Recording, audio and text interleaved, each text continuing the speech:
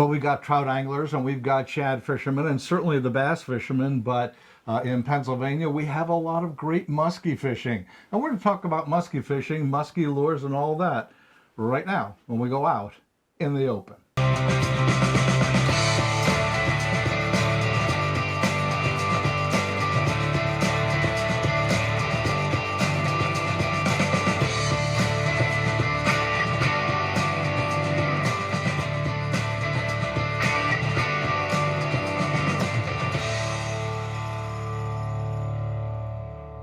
Welcome to this edition of Out in the Open. I'm Alex Zidock. And I'm Joanne Zidock.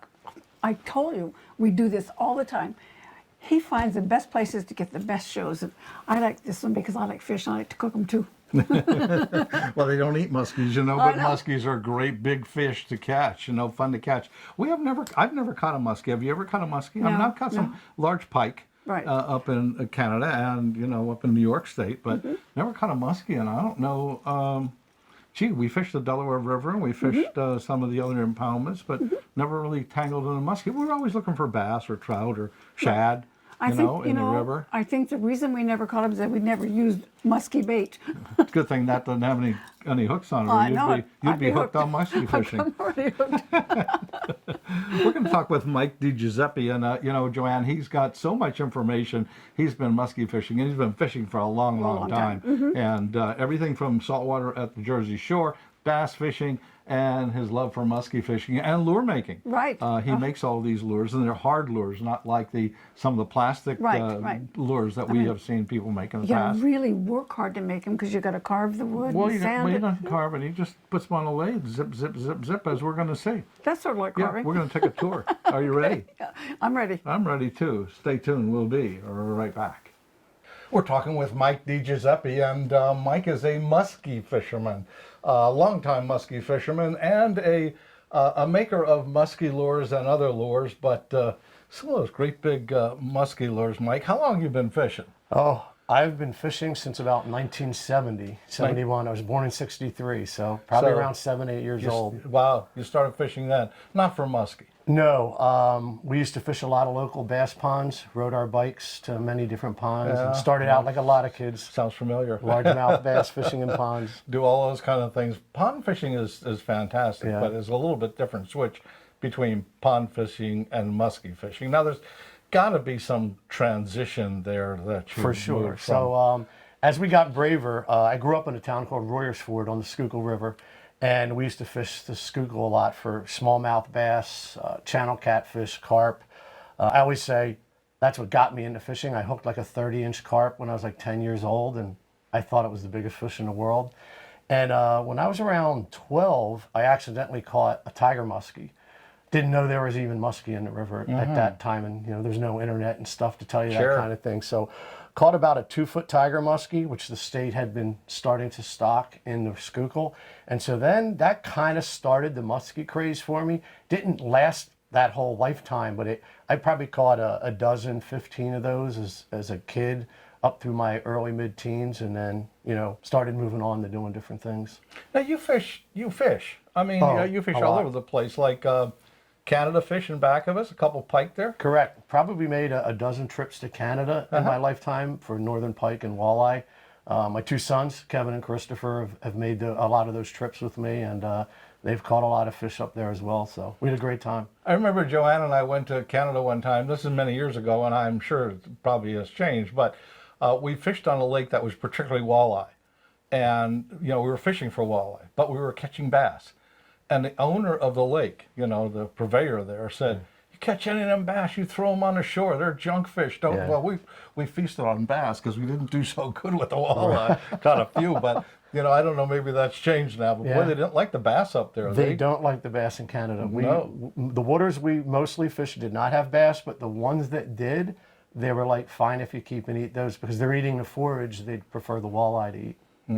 So you fish for bass. You do some surf fishing? Striper. Do a lot of striper fishing in the spring and fall as well. And also bluefish, stripers. Out there in New Jersey, huh? Yeah. You like to cast? I mean, you're doing surf fishing? I surf fish. We do book some charters out of the Raritan Bay, so we fish that area. I fish as well. So we're empty nesters now, my wife Kim and I. So I got plenty of time to fish. But you had a couple boys along the way Oh, that yeah. Oh, fished yeah. with you, helped you, and We did and fish a got lot them over the fishing years. and doing that kind of thing. So how did you get from, you know, your small fishing to fishing, particularly musky? Now I can understand the saltwater thing, but into musky and being so interested in musky. The irony is I was really doing a lot of striper fishing and smallmouth bass fishing up until about 2007, maybe 2008. Always had a love from remembering that childhood range of years where I was catching some muskies, and I was like, you know, I really need to get back into that. I was kind of getting, I guess, older and falling asleep driving home from the Jersey Shore at midnight after a 24-hour jaunt of surf fishing and fishing both tides and stuff Sure. during the day. And I knew there were muskie in Marsh Creek and Lake Nakamixon, Susquehanna River, so bodies of water nearby. And I joined Muskies Inc. and kind of learned a lot, both conservation-wise about the fish, but then how to fish for them. And like I said, I joined that in, I think, fall of 2008. And You know, we talk became about a fanatic. You talk about organizations, Trout Unlimited, Turkey Organization, Elk Foundation. I mean, all these organizations, you know, and for novices out there, a fantastic thing is that you can join one of these organizations. It's a great place to get good, solid information because, you know, the new guys that are coming into Muskies Inc. are probably talking to you saying, hey, I'm new here. How do I start? What do I do? Correct. You know, do I need a spinning rod, a bait casting rod? Do I fish from shore? Do I fish from a boat? Do I have to have a boat? What size lure? You know, plastic, hard baits, and all of that. So a place like Muskies Inc. is a great great organization. Great organization, and both to meet people who love fishing as much as you probably do, also to learn how to fish. But we also teach them about the fish, kind of environment they live in. We help stock them. We raise money. We also have conservation projects, lake cleanups that we do at Nakamixon, Blue Marsh, and Marsh Creek. And so we do conservation work, and we also do stocking fish. And we always tell everyone, as you get involved with the organization, you make friends. You go fishing and you learn how to musky fish, and that's how it happened with me. I had some great people. Tom Sabia, one of them, who was president before I was of Muskies Inc., our chapter. He took me out a lot, taught me a lot about musky fishing. The headquarters is where? In Wisconsin. In Wisconsin? Yeah, Okay. so that's where Muskies Inc. is based. Okay, but MI50, MI50. Muskie Inc. 50 is basically eastern Pennsylvania. So Correct. people from the Poconos all the way down to Absolutely. Philly Yes. would join your Correct. chapter. The next closest chapter is Nittany Valley, which is chapter 64, and of course that's up by State College. Okay, so that's the western part, a little Correct. bit more of the state. So And then there's a that's Three where you can go Rivers there. chapter, Okay, chapter and that's out 16, in Pittsburgh. Correct. Okay, so if people want to join from our viewing audience in the eastern part, we're going to do MI50. Correct. And they can go online. You have a website there? You join at Muskies Inc. So you have to Okay. go to the mothership, right, yeah. the organization, and you join. And then once you join, you designate like where you live, and then you choose this And is they the say, chapter okay, you go to that that chapter. I would be part yeah. of. Correct. Yeah. And then I actually get an email. So if you designate chapter 50, I'm the one who gets the email. Why? What are you right now? Well, I was president for 4 Okay. years, just ended that 4-year term, well, two-year terms Uh-huh. at the end of last year. But I'm still handling the Facebook page, the website, as Okay. people want to join. Once they join Muskies Inc. and designate Chapter 50, I'll contact them because I'll get an email, and then I'll give them access to our private Facebook page and Oh, okay. tell them when we meet. So you get into this musky fishing thing. Now, were you making lures before that? I was making lures before that. So probably started making lures in 2004, 2003 or 4. And I started making just smaller baits for smallmouth bass, which was mostly what I was fishing for. Uh-huh. And then I started making striper lures, joined a website, Stripers Online, and there was a whole lure building section, and I was like, wow, this is cool. Like, I'd like to do this. Bought a wood lathe, and that got me rolling. So I went from smaller baits, which I still make, up to some larger baits for stripers, mostly big poppers for the surf, and what we call walk the dog or spooks, which certainly could be used for muskies. So I was striper fishing a lot in the early 2000s, like 2000 to 2008. And as I said, making the long trip to Jersey and back and falling asleep at the Sure. wheel almost one Yeah, night, yeah. I thought, time to do some muskie fishing closer to home. And Marsh Creek's only 20 minutes from my house, so it's a great muskie fishery. The Pennsylvania Fish and Boat Commission stock muskies, Correct. right? Now they stock tiger muskies and regular muskies. And pure, they do You both. know, what's the crossover there? A muskie's a muskie, but a tiger muskie Is a hybrid. Is a hybrid. Yeah, and Okay, interesting so- enough, to the northern pike up here behind me. So a tiger muskie is a hybrid between a northern pike and a pure strain muskie. Oh, so okay. when they breed, they would produce a tiger tiger muskie. muskie. Do they get as big as muskies? They don't Pure quite bred. get as big. They kind of max out around 50 inches, 51. I mean, I've heard of some around that range of tiger muskies, whereas a pure strain muskie, they've been as close as 60 inches. There's not many, but they get up to 60 inches. So, They've been so so they get caught. pretty good. Yeah. Muskies are voracious predators. I mean, they eat a lot of stuff. And some people, of course, they say, oh, you can put muskies in this trout lake or something like that, or put muskies in some lake someplace. They're going to eat all the fish. Does that happen? Or? We hear it often. And when the Pennsylvania Fish and Boat Commission approved us to start stocking Marsh Creek, there was a lot of pushback from the bass clubs. But the Fish and Boat Commission, they do netting samples on all these lakes, so we don't get to stock whatever we want whenever we want. So if there's ever an out of balance, if there's something out of balance with the bass to the muskies or the forage that they're all feeding on, they regulate what we're allowed to put in the 2 or 3 bodies of water that we stock. I also always forward people, there are articles sometimes when they suck the contents out of a muskie's stomach, when they're doing studies and things. Bass are like number 9 on the list of what they eat. Soft-rayed, soft-finned game bait fish like fall fish, suckers, perch, are like, that's what they like to eat. Will they eat other fish? Sure. They'll eat walleye, they'll eat Well, every sunfish. fish eats a fish. Exactly. Somebody eats somebody. and, Exactly. the bigger ones eat Exactly. the smaller ones. and But that's just I the way also it is, always but- reference to everyone, I said, you'll never see a bass in a muskie fisherman's, you'll never see in a muskie fisherman's tackle box a bait that looks like a largemouth bass. Okay. They don't use, we They don't. just don't use them. They look like yellow, they look like perch, they look like suckers, sometimes walleye. Yeah. All right, so you talk about the stocking. Now you stock, your club stocks, but the Pennsylvania Fish and Boat Commission stocks also, right? They Now, do a vast they used majority. they used to stock fingerlings for a long time. I That's remember, some of the lakes and the Poconos or whatever, the river, they would stock fingerlings. They don't do that anymore? They do not. Our chapter, Muskies Inc. Chapter 50, learned from other chapters in Wisconsin and Minnesota that when those chapters were helping stock, they were raising the fingerlings to about 1 foot long. We say yearlings, but the size can vary. They could be 9 inches, they could be 15 inches. But they were raising them to that size, and the survival rate was much higher. So you could put 500 yearlings into a lake instead of 2,000 fingerlings. And the survival rate to adulthood, to keeper size, which is 40 inches in Pennsylvania, was much higher.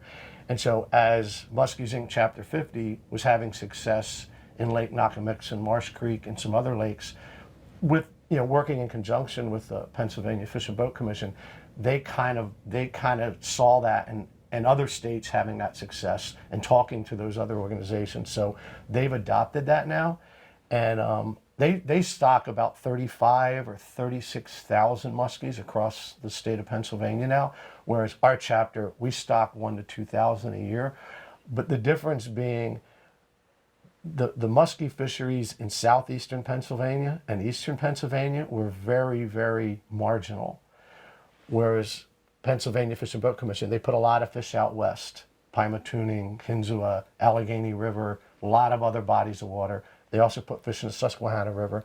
And so they gave us the permission to say, okay, let's try putting pure muskies in Marsh Creek. Let's try putting pure muskies in Lake Nakamixon. And they've been very successful.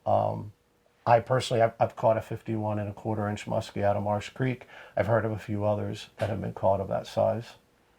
So the fish are out there. If I want to catch a muskie, first of all, in eastern Pennsylvania, where would be my best chance to go? I may get in I trouble mean, from my everything. musky fishing River, brethren. rivers, anything. You could go everywhere, so I'm going to name everywhere. That way, I won't name just everywhere. one. Okay. Schuylkill River, above from Reading north, Lehigh River, Delaware River, Susquehanna River. I can catch them from shore. You can catch it from shore, Yeah, absolutely. okay. Tuscarora, Marsh Creek, Lake Nakamixon. All right, just so a you're lot not of going to them. commit, so that's okay. Now, we don't now have as far as fishing from shore, you can do it. And when I first started out, I didn't have a boat to musky fish out of, and I was fishing out of a kayak from shore, and then friends who I made in our club who took me out fishing. What I always recommend to people say to me, I don't have a boat. You can't use big, heavy musky lures too often when you're fishing from a bank, because you're going to get caught as the water gets shallow coming up to you. Right, You're going to hit bottom. And so I always recommend, if you're going to fish from the bank, either use top water or like a large spinner bait that you can keep up near the surface. Because if you're using a crankbait or something that's going to dive deep, you're going to get caught into the bank or logs or anything else along the bank. So that's a good tip, a good hint. And Mike makes lures. I mean, he makes all kind of lures, as we talked earlier, but he makes these big musky lures. So we're going to look at some of these musky lures and how they're made and go through the process. So we'll be right back.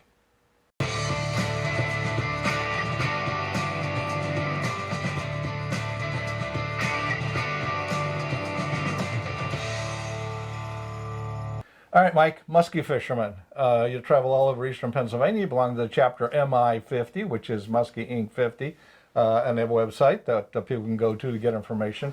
So you've been musky fishing a long time, and but you've been making lures a long time, and you have a lure company. What's the name of your company? I understand this is not a national company, but what do you call it? What do you call your company? Hidden River Lures. Hidden River Lures. That has some tie to your past? It does. So when the Dutch settlers came up through the Delaware River somewhere back in the early mid-1600s, they did not see where the Schuylkill, well, it wasn't called the Schuylkill then, but he didn't see where the Schuylkill River dumped into the Delaware, because there were a lot of overhanging trees and branches. And so as they discovered that river, they called it the Hidden River, which the translation from that word is Schuylkill, is Hidden River. Okay, so we have the basis now of what your lure company is called. Now you hand make everything, so Correct. everything is, it's not like we're talking everybody, or not everybody, a lot of people are into pouring plastic. Correct. And plastic, you do 3 molds at a time, 5 or 6 or 8 or 10 or 12. You're making one-ups, one at a time. You're grinding them on out of wood. Yes. And you start with a block. I mean, there's 3 different kinds of wood. Looks like over there. What about the raw wood? We'll start there. So, I like to do things differently. Okay. This is not it's not a business that I try to earn a living on. It's not a business that I'm trying to sell as many as I can. Right. It's a labor of love. It's a hobby. So I try to make things different. So every lure I make is a little bit. I don't use a duplicator on my lure. Now, how do you part with them? Yeah. You sell them, huh? I do sell them, but I'm choosy of what I'm selling and what I'm keeping. As you can see in here, there's a lot of equipment. A lot of equipment. So let's start with one of these pieces of wood and let's talk about them. So, here's an example of not the easiest wood to work with, but this is a piece of chestnut from my parents' yard, which we just sold. My mother passed away 3 years ago, and so chestnut has a beautiful grain, and so when I make some baits out of this, I won't paint them. I'll use a clear coat. Okay. And you can actually use the lines within the grain to kind of mimic a fish. What are some of the other ones? That's where that's wood from. This is some cedar, which is very good to use, and this is from a yard from our last home that we lived in, my family. I predominantly make topwater baits, and so cedar is best for that because it has a great buoyancy.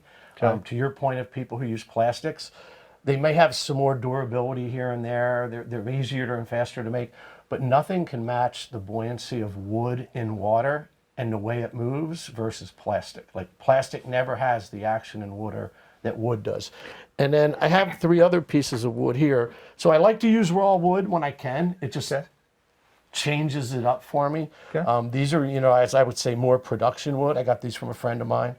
When you so- say production, I mean, can somebody It's go to a dry- Lowe's or Home Depot Oh, and sure. buy It's wood? it's kiln dried. It's Okay. ready for you to use. Okay. When I cut raw wood, I got to let it dry out. I got to make sure the ends aren't split. Right. There's a lot of where are the knots? How can I turn this? Can I not turn it on the lathe?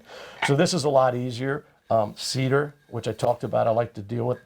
Work with. That's top water. This is maple, which works well for more swimmer baits. Won't float as easier as a cedar. This is something I've never worked with before, but a friend gave me 3 pieces of mahogany, and so I'm going to try to figure something out with this. And so that's why I've indicated, like, I like to do different things. All right, so here's the process. You got a hunk of wood, and you have a lathe. Yes. You put it in a wood lathe, and you grind it down to the shape you think you want. Correct. Okay. What's the next step? All right. So, few things. Depending if I'm going to through wire, and I don't want to get too granular on you, if I'm going to run a wire clear through it, Right. or if I'm going to use screw eyes into the bait. Ooh, screw eyes don't sound like a good idea to me. They work. Do they? But you got to, and I've caught musky and big stripers Yeah, on them yeah. as well. You got to have them angled right, and I pre-drill the holes, and I Okay. use 2-ton epoxy. I fill the hole with 2-ton epoxy, And then put it in. Yeah, I guess that And would so work. they Yeah. hold. I've never had one fail. Yeah. Ever. You know, I guess in my mind, I'm Yeah. thinking, screw them in, they're going to pull out. And I use the through wire the as through well. wire now. So you gotta have some sort of a long drill, I guess. I some do. bit. You draw an X from corner to corner. Right. You so mark we take it like this, you and mark we the drill center an X hole. here, so we got a center hole, And okay. and then I take my drill press And I you drill it. and drill through from each side. Now I do Okay. have a really long bit, but you're actually more accurate if you just come in halfway from each side. Okay. And sometimes it's difficult. Now this I plan on making an 8 to 10 inch bait out Okay. of. It's a lot more difficult, but when you're making 6 to 8 inch baits, it's pretty easy to Oh, yeah, drill, I can understand drill the that. hole through Sure, it and sure. put the wire through it. Sure. So then you get you put it in your lathe. It's got a hole in it. You put it in your lathe. You do your Turn it. thing. You take it out. You put your wire through. Not yet. Next thing you Okay. do is I use some calipers to mark where I want to put the eyes. Oh, okay. So then I use Forstner bits, they're called, and then I drill out the holes where the eyes are going to go. If it's a through wire, I have to drill holes where the the swivels, barrel swivels are going to go. So you seal the wood first, then you got to let it dry for a day or two, let that sealer dry. Then I prime it. Then I spray paint it with a primer. Okay. You spray paint it with a primer, and then if you want to get fancy, you start Then I do the colors, start the putting different colors different and types. patterns and That's all correct. those other kinds of things, and then of course you apply the hooks. Great process, and for a hobbyist or somebody who wants to sell a few. Now you do a lot of shows. We met at the Philadelphia Correct. Fishing Show, and you were there with Musky's I, Inc. yep. And I also do some firehouse shows. And you do some other shows and some flea markets, I Correct. guess, or whatever you can do to take Yep. your baits, because you got to have an outlet for them. People can probably contact you through Musky's Inc., or they can contact you. Actually, I have a with a Facebook page, Facebook Hidden page. River Lures. Okay. You can message me or you can post right there if you want to order something. I also have an email address, which is hiddenriverlures@comcast.net that you So- can reach me at. So people can find you that way That's too. correct. And they can get some of these lures and see some of these lures, because you got a whole bunch of them, and I know it's a labor of love. But if you want some great information, you go to mi50.com, right? Is Yes. just mi50.com, right? Correct. And that's the Eastern chapter, That's our chapter of Musky's Inc. Musky's Inc.